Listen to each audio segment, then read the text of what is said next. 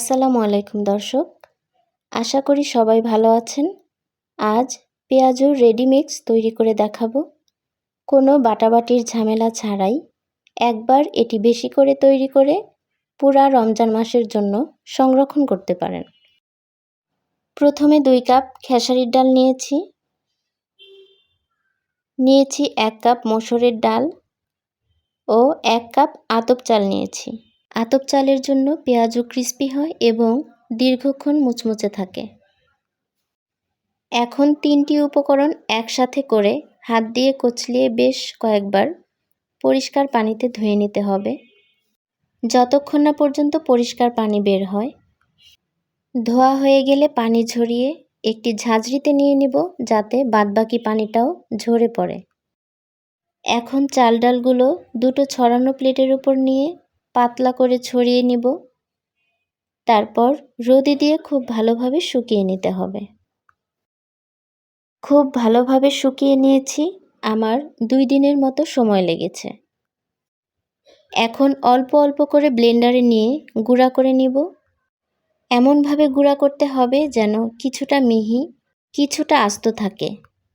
যেহেতু ডালের পেঁয়াজুতে ডালগুলো পুরা মিহি থাকে না, কিছুটা আস্ত কিছুটা মিহি কিছুটা আধ ভাঙা থাকে। আমি সবগুলো এভাবে গুঁড়া করে নিয়েছি।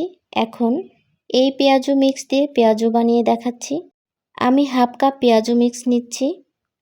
একটি বাটিতে নিয়ে সমপরিমাণ পানি দিয়ে ভিজিয়ে রাখবো 1 থেকে 1.5 ঘন্টার জন্য।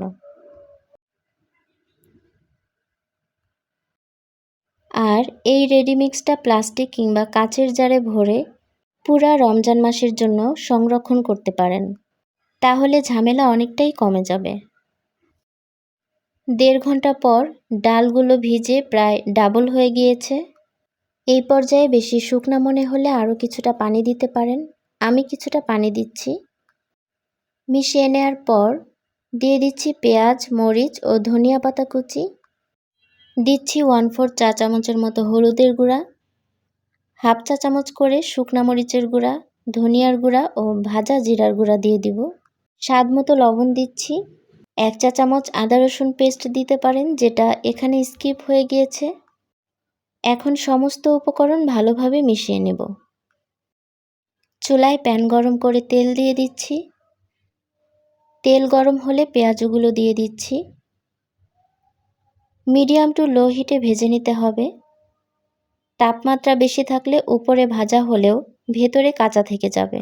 এজন্য খেয়াল রাখতে হবে তাপমাত্রা যেন খুব বেশি না হয়। এক পাশ ভাজা হলে আমি উল্টিয়ে দিচ্ছি। 2 পাশ ভেজে নেওয়া হলে আমি তুলে নিব। আমি এভাবে সবগুলো ভেজে নিয়েছি। পেঁয়াজগুলো অনেক ক্রিস্পি ও টেস্টি হয়েছে। আমি একটি ভেঙে দেখাচ্ছি। দেখুন এর ভেতরটাও কত সুন্দরভাবে ভাজা হয়েছে। প্রিয় দর্শক, আশা করি ভিডিওটি ভালো লেগেছে। ভিডিওটি ভালো লাগলে লাইক দিয়ে শেয়ার করে দিবেন এবং চ্যানেলটিকে সাবস্ক্রাইব করবেন। সবাই ভালো থাকবেন। আল্লাহ হাফেজ।